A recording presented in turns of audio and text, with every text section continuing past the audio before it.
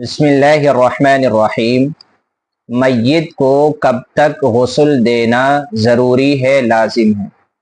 تو اس کا جواب یہ ہے کہ جہاں تک ہو سکے، جہاں تک ممکن ہو، بغیر حرج و مشقت کے غسل دیا جا سکتا ہو میت کو،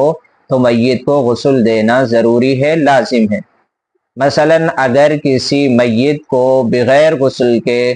قبر کے اندر اتار دیا گیا، لیکن ابھی اس پر مٹی نہیں ڈالی گئی، صرف میت کو قبر کے اندر رکھا گیا ہے،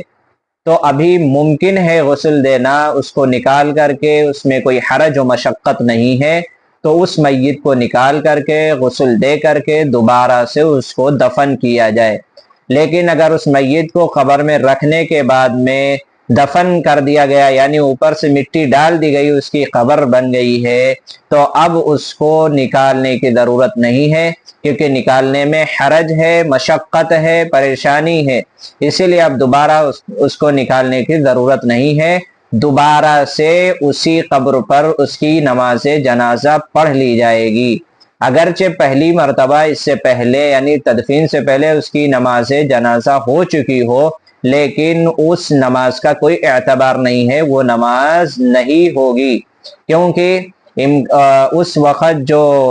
میت تھی بغیر غسل کے تھی، اور امکان غسل کی وجہ سے کہ ممکن تھا کہ اس کو غسل دیا جائے، امکان غسل کی وجہ سے اس کی جنازے کی نماز نہیں ہوئی تھی، لیکن جب آخر میں غسل نہیں ہوا تو استحسان کا طریقہ اور راجح طریقہ یہی ہے کہ دوبارہ سے قبر پر نماز جنازہ پڑھ لی جائے۔ واللہ اعلم بالصواب۔